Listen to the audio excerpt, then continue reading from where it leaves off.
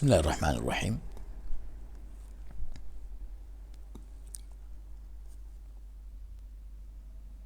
"32 years ago today, on 29th of March 1989,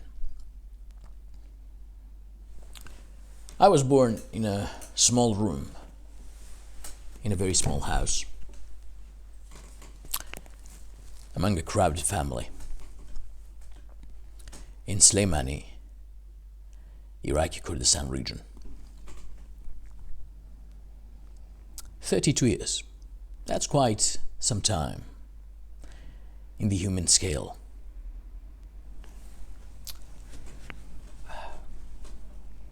Each one of us, when he's born, when she's born, comes with a limited amount of time in his balance of life. The credit that's given to us is already limited. Today that I'm becoming 32, it means one simple thing. I have lost 32 years of that credit.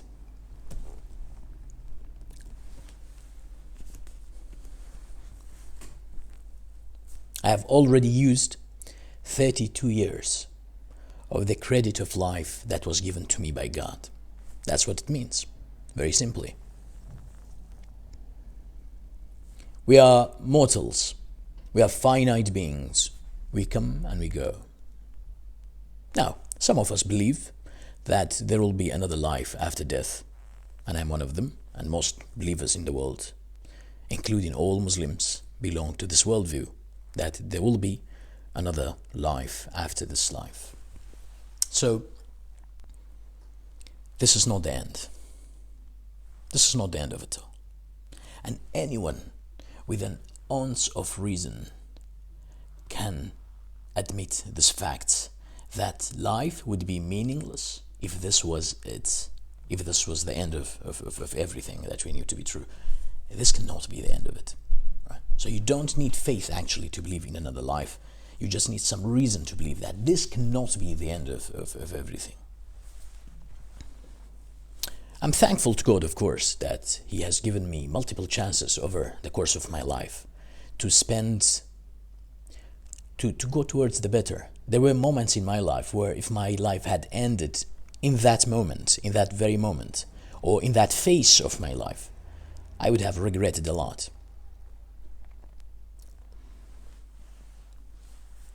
It's like a movie, this life is like a movie.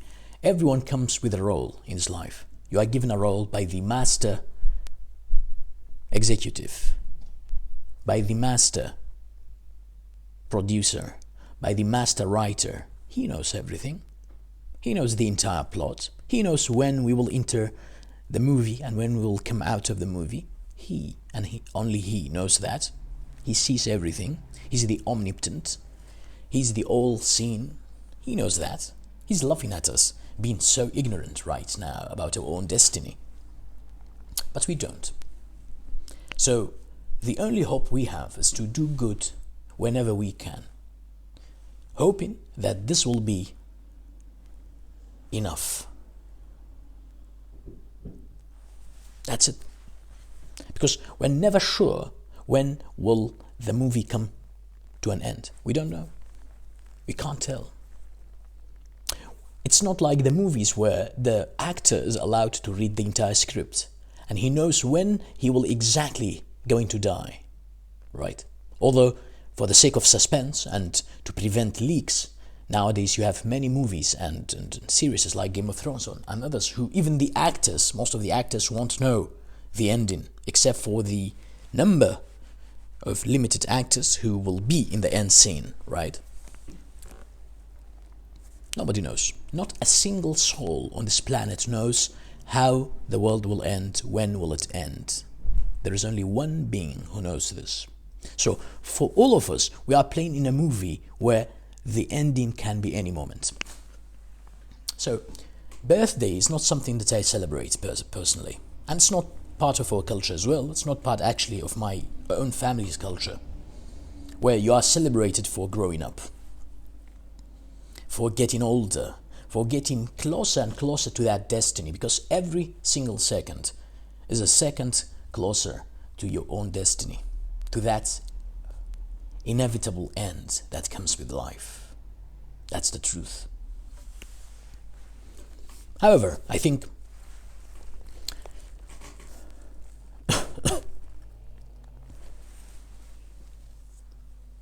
as we age, as we go through the ups and downs of life, as we go through those fluctuations in life, the older we get, especially if we age with reflection, not just like an animal who goes about without ever reflecting on himself, if we reflect with the things that we do, aging is not the worst thing in the world. It's actually something to be celebrated. So when you reach a certain phase in your lifetime, when you reach a certain age, it's actually time to look back and say, what am I doing here? How did I do? And that could have an annual ritual as well. So for example, when it's your birthday, that could be a day for reflection for you. And that could be a day for more contributions to your people. So yes, while I don't celebrate it as the kind of modern culture of, oh, this is a birthday, happy birthday to you, and we are happy, let's get drunk and let's forget about the facts of life, right? Let's forget about the important questions of life. No, that's not the kind of celebration I want to have in my life. But there's that kind of reflective celebration of, what did I achieve? Who I am now? What did I become in my life? What's my contribution to myself, to my community, to my people, to the world? What do I mean to this life? What's the meaning that I add to life, to civilization, to humanity, to myself, to my family, to the surrounding, to the immediate environment, to the world, to nature, to trees, to birds? What do I mean here? These deep existential questions that come with every single person of us. Everyone has the ability to reflect and think. It's here. It's put right here by the master creator.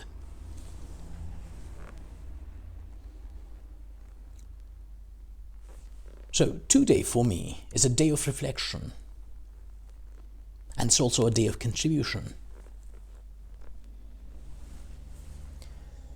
In this digital age, one of the worst addictions to beat is the digital addiction. I personally do not look at digital world as a tool only. I think it has its own rules, it has its own taste, it has its own separate. So when we use the iPhone, or when we use the device, or when we are on YouTube, on Facebook, on Twitter, on Instagram, on Snapchat, on TikTok, or whatever, we're not only using it as a tool, as something that you can use and get rid of, like a knife. No. The digital world, since it interacts with the mind, with the brain, there is a very strange connection between the digital world being a device and at the same time being a master, being a slave and a master. And the balance between the digital worlds being a tool for your own daily needs and a master of you, it's a very fine balance. There isn't so much actually between the two. A very thin thread separates the two worlds, the two kinds of usage. One where you are a slave of your digital device, and one where you are a master of your digital device. The difference between the two is very, very, very thin. And for me, it has become a challenge, actually. Where do I limit myself from using it? When I am a master, and when is it that I am a slave? Because the last thing I want in this life is to give up my agency. I think your agency as a human is what makes you a human. Your ability to think and reflect, and your ability to decide. Knowledge and agency, as were put by Immanuel Kant, are what make you a human actually. The ability to know and the ability to decide, will, to do things at will. They are the two elements of anyone who wants to be called a human. I actually doubt the fact that we can call someone who don't have these two specific elements a human. It's very difficult to call them a human.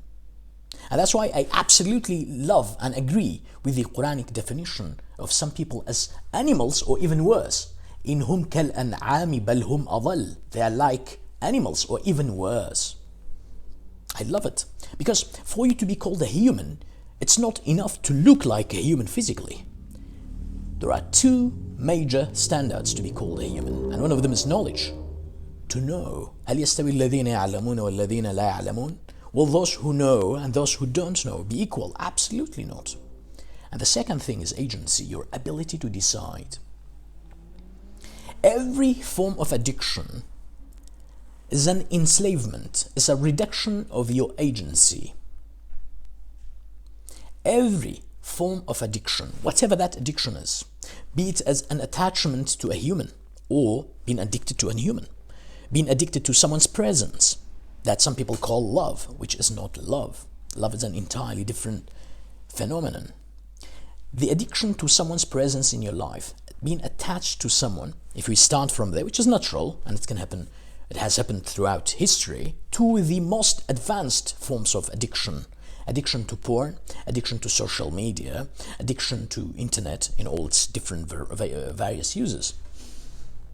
Addiction to substance, addiction to alcohol. All kinds of addictions are an attack on your agency. It's a moment where you can't say, I will do this and I won't do this. It's a moment where you have lost control of your own decisions. You can't decide for yourself. That is what an addiction is. And that's something I'm afraid of. I don't want to be addicted. While knowing that I have a mind which is very vulnerable and very prone to get addicted. It doesn't have to be a bad thing, but it has a desire to be obsessed with things, with concepts, with people, with issues. Knowing this vulnerability in myself, I've always dedicated a significant amount of time reflecting on the habits that I have in my own life. I want to question every single thing I do. I do not take pride in being automatic. Absolutely not. I do not take pride in doing things naturally. I want to question, I want to understand, I want to know why am I doing what am I doing. I want to be able to say that every single moment I'm able to create the choices that I have. Now, as a believer, I have absolutely no doubt that our destiny is predestined. That's sure, that's for sure. God, the Creator, knows everything. It's a done deal. He cannot be God if he cannot see now, the past, and the future. That's why he's God. He can see time beyond time. He can see time from outside time. However, the fact that we are ignorant of that destiny gives us a choice. So, you cannot say, oh, I don't have choice, right? I'm destined to do this. You don't know. Do you know that? That's the question. Do you know that you are destined to do X or Y? Absolutely not. You can't claim. You will be lying. You will be lying. Nobody will believe you for that. There is only one person, one being who knows all, and you are not one of them. And I swear to God, everyone who looks like me, who's a human, is not one of them. So no one can claim at all, ever, right? Be it even a prophet, that he knows what's going to happen. It's impossible.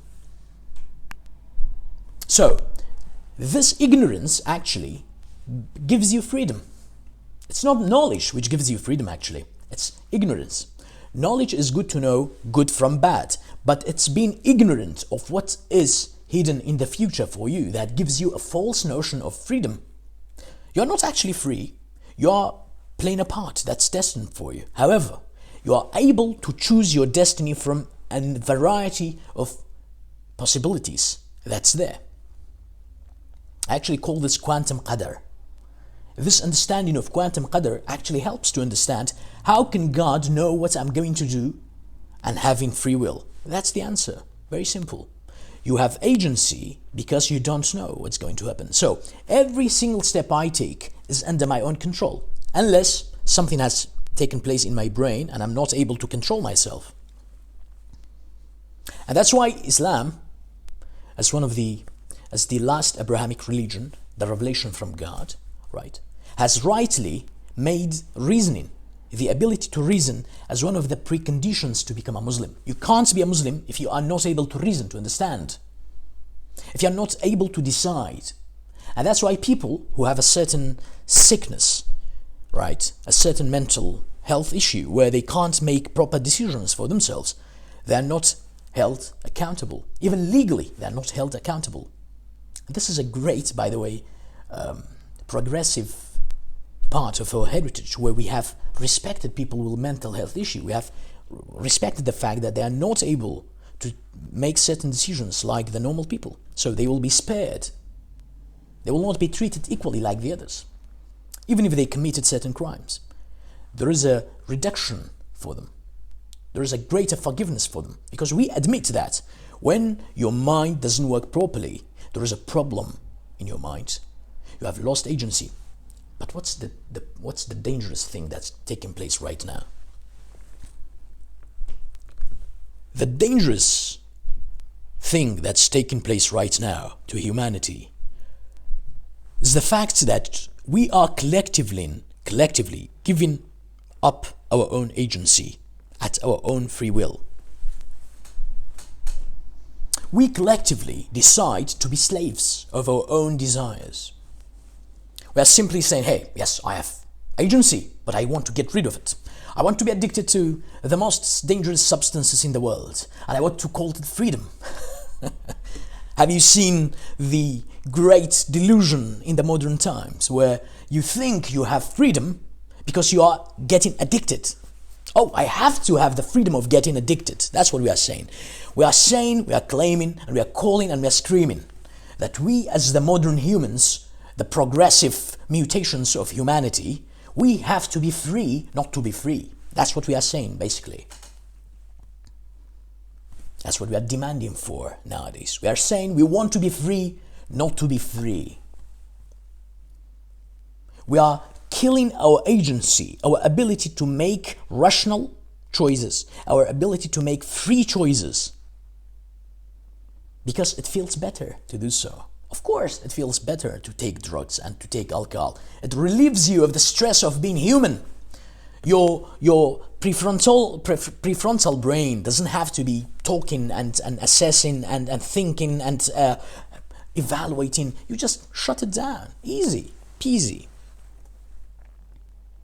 But with that only part of our brain which separates us from other species, we are losing the very definition of being human. So the more addictions appear in our world today, the less human we become. The digital world is an attack on our agency. And it's an irony, because I'm using a digital medium, one of the most advanced, popular digital mediums, YouTube, to express what I think about the digital world, right? It's an irony itself, but that's the truth. The digital world has become an enslaver. We are the slaves of small devices. Yes, we were able to make great achievements in terms of freeing women, freeing humans, ending slavery. But then we changed it with an enslavement, a voluntary enslavement to our own devices, to things that we hold with our hands. The dopamine system in our brain has collapsed. There is a dopamine tragedy taking place. It has become one of the most dangerous evolutions in the history of humanity. We are addicted to the very things that were supposed to be serving us. Now, for the millennials like us, we know what it is like not to be addicted to technology. Actually, I remember as a child, I used to watch TV most of the time with family. For some time, I remember I watched the 1996 final World Europe Cup, the European Cup, right? Whatever it's called, and where the Germany won, right? Germany won that year. And I remember there was only one house in our entire neighborhood who had TV, so everyone came together. It was a kind of feast. It was a social occasion for us to enjoy an event. We all looked at the TV and everyone, and it's a great moment of social interaction while watching something. No more. So we millennials actually understand what it's like not to be using digital mediums 24 hours of the day. However, the new generations, right, the more recent people who have come to world, they are addicted to the very devices that they think that's the only thing they have in life. Their understanding, their perspective on the world, their relationship to humans is entirely based on a device. They don't know a world beyond these technological developments. They communicate with the world through a device. They understand the world through a device. It's not a bad thing, from one aspect, because it allows you a great deal of knowledge, if you want to use it that way. But then we humans, our brains are so vulnerable to getting addicted to not so good things, right? And that's what happens most of the time. The negative usage of the technology will always win. We are losing our agency as humanity. The more people are born, the more technology is created, the more enslaved we become. And this is an irony. We are supposed to be the generation who knows most about ourselves, who knows most about the planet, who knows most about the universe. We are supposed to be the free people because we have all the knowledge in the world. And yet, we are slowly turning into little slaves of little and little and little devices. I appreciate one thing about the West as general. They reached technological advancement much before other parts of humanity. They know what it's like to be addicted to the digital devices. And that's why you have all the trends like digital dopamine detox, all its forms and varieties, even the concept of rehab, a place where you go to get rid of your addictions. They are non-existent in Middle East, where I come from, because we are not actually so much into the world of technology yet, but we are slowly just becoming another copy of what happened in the West. So the trends in the West can actually be very useful for us in the Middle East to understand what's next, what's going to happen. I think the movement in the West to restore agency, and with that to restore human dignity, human decency, to fight the addictions through dopamine detox, through restructuring the dopamine receptors in your brain, is a great movement.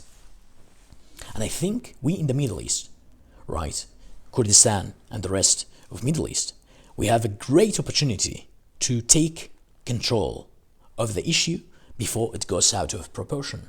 We have a golden opportunity not to repeat the mistakes elsewhere, but to learn from the mistakes and to devise ways to limit the use of technology to only the positive use. And it's not impossible. It's actually possible. We can retake control of the device. We do not have to be slaves of our devices. And that's why I think this coming Ramadan is the best opportunity for us to start this much needed war against addiction to the digital device. And I deliberately use addiction to the digital device, because I think addiction to the device itself is a part of the addiction. Many people say, I will get rid of social media, and that's fine, that's great. Many people say, I will get rid of that and this. But as long as your usage of the technology is still going on, using the devices, putting them in your hands, the habits that are formed and the mind connection, the brain connections that are made, things that are wired together, they fire together, right? And the other way around as well. So this movement of taking your mobile, your cell phone in your hand, will always lead to a certain action, because there is a habit formed. And that's why most people who quit social media, they easily go back to it the moment they take the device into hands, because they are used to this movement of taking the device, going to a certain website. Now, if you got rid of the first sequence of the addiction, you are more likely not to get addicted to the other. Get rid of the very physical things which take you to the addiction. I think we're not so much sophisticated as humans. Our psychology has not changed a lot since the very first humans, since Adam and Eve. I think we are very much alike. We get addicted to things, we get attached to things, right? Just like that tree which deceived Adam and Eve. There is always this temptation in the world to deceive us, to get us hooked up, to get us addicted. You know, it was a tree in the past, it's Netflix now. It's just the name, the device, the nature of it changed. But the concept of addiction, of losing awareness, of not being in the moment, of losing yourself in your own mind, will always remain there as a fact. So the challenge for us as modern humans is to craft new ways to fight the new addictions. Of course, Adam and Eve would not know how to tell you about technology. That was not their challenge, right? It's our challenge, and that's why we need to craft new ways. Ramadan is a great example. Ramadan is a great month, a holy month in Islam. It's where we fast every day during daylight, right? From dusk to dawn. From dawn to dusk, actually. From dawn to dusk, we fast, we don't eat, we don't drink. Now, if you look at it, it's the first proper dopamine detox method. It's the first proper volunteer virtual rehab. It's not a place where you are forced to stay for 3 months. It's your choice. You decide to get rid of certain addictions in your own life. And they're not bad things. You just reduce the amount of things that give you dopamine. Naturally, the most obvious two sources of dopamine are sex and food, or food and sex, right? Ramadan is a mechanism. Ramadan is a mechanism to help you restore control over your desires. You can't eat every time you want. You can't. You can eat only at a certain time. You have to stop, and then you can only eat later. And there are hundreds of millions of Muslims who abide by this rule every single Ramadan. This is the greatest achievement in the history of humanity. No other religion has been able to craft such a rehab. Because if you look at it, every religion has fasting. Every religion, every prophet, right, has fasting. From Buddha to Jesus to Moses to Abraham to David, right, to the last prophet, Prophet Muhammad sallallahu alaihi wasallam. Every prophet has had a method of fasting. Even Prophet Muhammad, before becoming the prophet, he had his own rehab. He had his own reflection time. He would go to the caves around Mecca to get away from the crowd, the maddening crowds, right, and reflect on the universe, on life. And he used to fast even before that. So fasting has been a part of humanity forever. What changed with Ramadan is that, and this is very important, this is where religion and ritual is very important. God has decided 1 month, and not any other month, just Ramadan, right?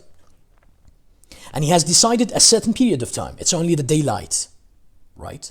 And he has prohibited certain stuff not to be done. Before Prophet Muhammad sallallahu alaihi wasallam, like Mary alayhi salam, peace and blessings be upon her, the mother of Jesus, at the time they used to fast and they would not talk, for example. Fasting, one form of fasting was not to talk. We don't have this form of fasting, right? The form of fasting has changed, but the idea is still the same. You get rid of activities that you enjoy during the usual times. And this is to restore, to rehabilitate you. Right? Now, as Muslims in the modern age, we need to take this wisdom of Ramadan and restructure it in ways which are adaptable to our times. I absolutely believe if you are a Muslim and you fast and you you fast from drinking and food, but you use technology and you use the digital devices and you are on social media 24 hours, the bad news is I don't think that Ramadan will be very useful to you. Yes, you are helping yourself with getting rid of the food for a certain part of the day, but then you are addicted. Your dopamine receptors are still engaged with the social media updates. And you all know by now that social media companies have used the same exact tactics of addicting people that the cigarette companies have used before. And this is not my claim. This is a claim made by former executives of Facebook and others. The social media companies are making money by addicting you to the product. That's how they make money. Now, you can say, but this is halal. Well, that narrow mindset about halal and haram will not allow you to develop yourself. You will never be allowed to self-discipline yourself. Food is halal and drinking is halal, drinking water. Why would you get rid of it? Because that's the idea. You are asked to discipline yourself for the sake of God.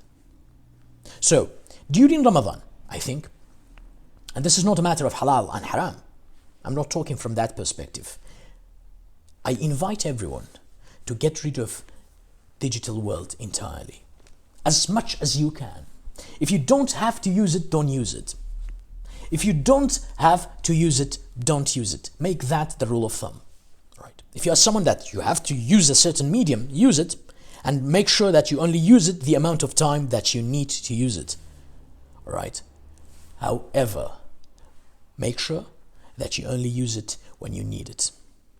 And when you've transformed this way of looking at digital world, not as an entertainment when you go on and just, browse through things, but actually as something that you can use for a certain period of time, for a certain purpose, and then get rid of it.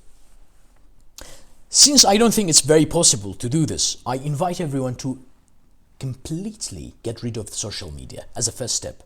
I don't think there is a single human being on the planet, except people who might work there, who needs to use social media. You can live for a month without social media. It's doable. Many people have done it before. Right? I think the dopamine detox concept is a great one. We can take this concept, add it to Ramadan. During Ramadan, let's not be only a month of getting rid of food and drinking, but be a month of getting rid of everything that messes with our dopamine receptors, including processed food, sugar, and the digital devices.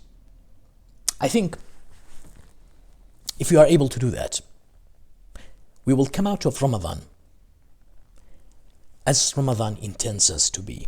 من صام رمضان إيمانا واحتسابا غفر له ما تقدم من ذنبه.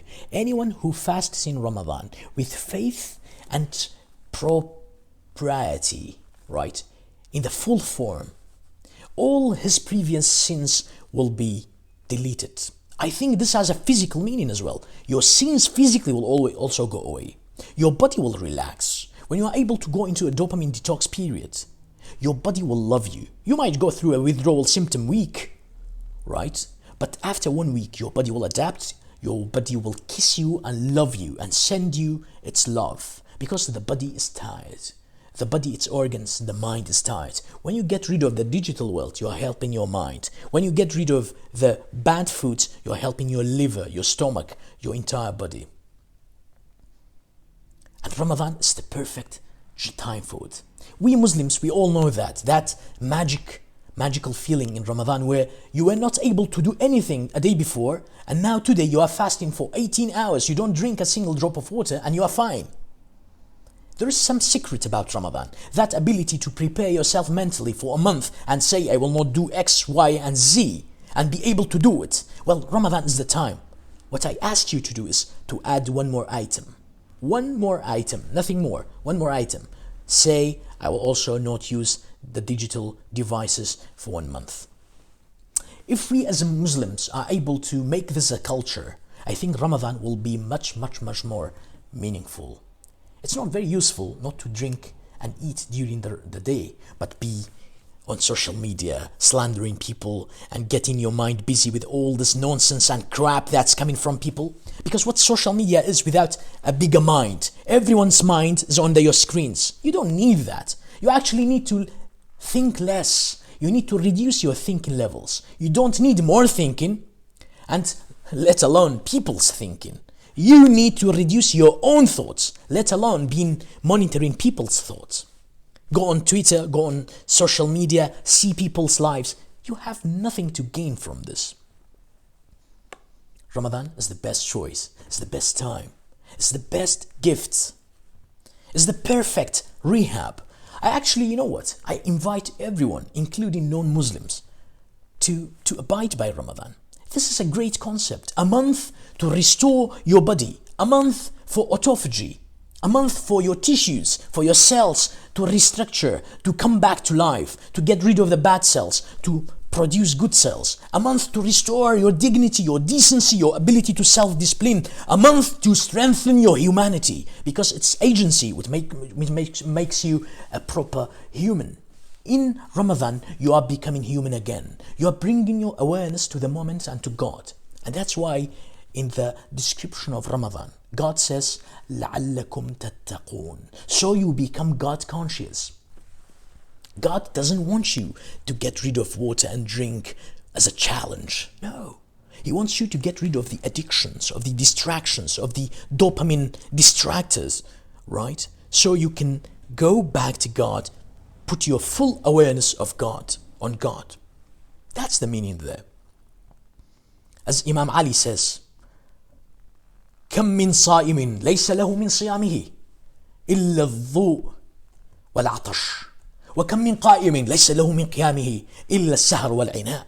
So many people who fast, and the only thing they get from their fast is being thirsty and being hungry, nothing else.